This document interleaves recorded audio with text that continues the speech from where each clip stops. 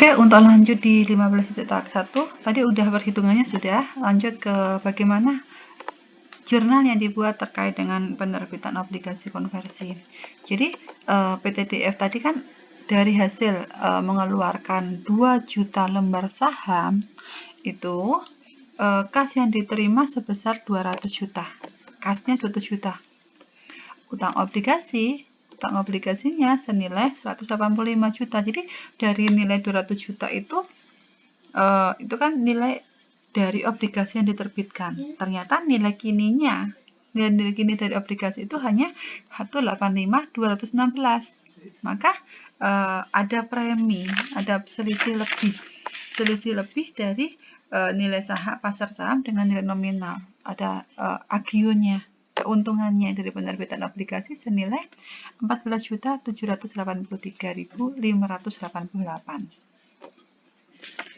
Jadi, terkait dengan itu, bagaimana akuntansi saat penyelesaian obligasi konversi? Itu ada beberapa tahap. Yang pertama, jika utang itu dilunasi saat jatuh tempo.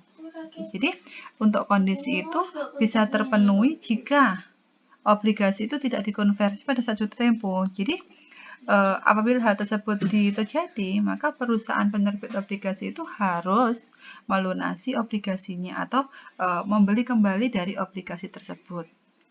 Pelunasan atau pembelian kembali obligasi itu dilakukan pada harga nominalnya. Hal ini karena apa? Karena nilai buku dari obligasi itu sama dengan nilai nominalnya, sehingga mengakibatkan tidak terdapat keuntungan maupun kerugian dari pembelian kembali obligasi.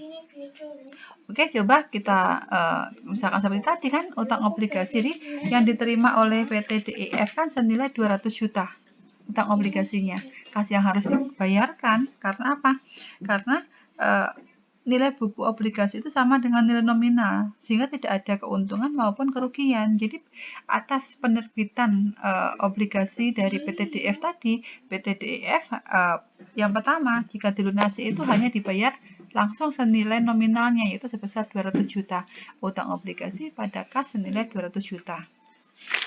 Kasus yang kedua pada saat pelunasan, konversi obligasi pada saat jatuh tempo. Ini terjadi apabila obligasi yang dikonversi pada saat jatuh tempo itu diasumsikan dikonversi seluruhnya.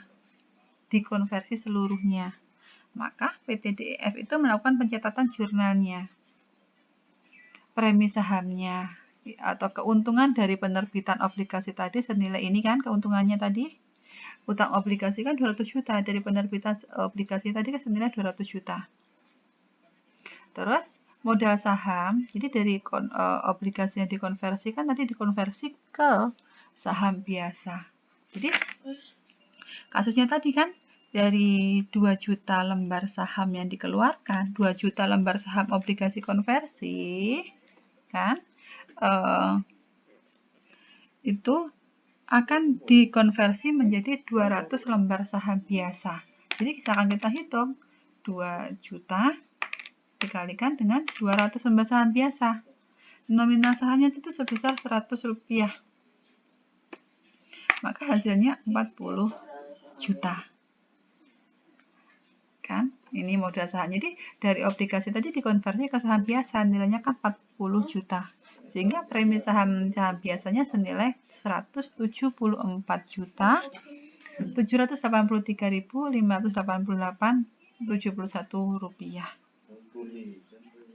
Oke, untuk selanjutnya bagaimana tabelnya untuk konversi obligasi pada saat jatuh tempo? Ini tabelnya.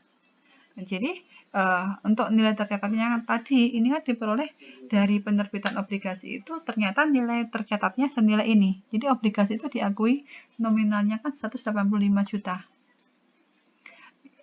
Yang dibayar pada tahap pertama setiap periodenya 18 juta. Itu diperoleh dari mana? 18 juta tadi dari berapa bunga tadi? 9% dikalikan dengan nilai nominal 200 juta. Biaya bunganya diperoleh dari bunga obligasi non konversi tadi dikalikan dengan nilai tercatat 185.216.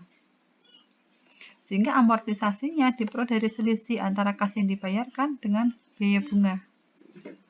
nilai tercatat obligasi diperoleh dari selisih antara nilai tercatat tahun sebelumnya dengan tahun sekarang.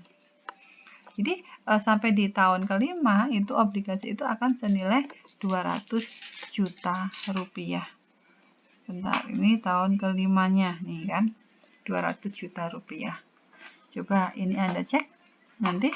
Jadi terkait dengan itu, pada saat obligasi itu dikonversi, maka nilai tercatat obligasi tersebut adalah sebesar 193.149.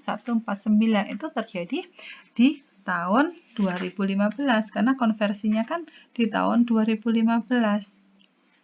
Maka jurnalnya dibuat bagaimana? Premi saham, ekuitas konversi, utang obligasinya senilai 193 di tahun 2015, Anda lihat. Modal saham biasanya dikonversi tadi, dan premi saham biasanya senilai ini.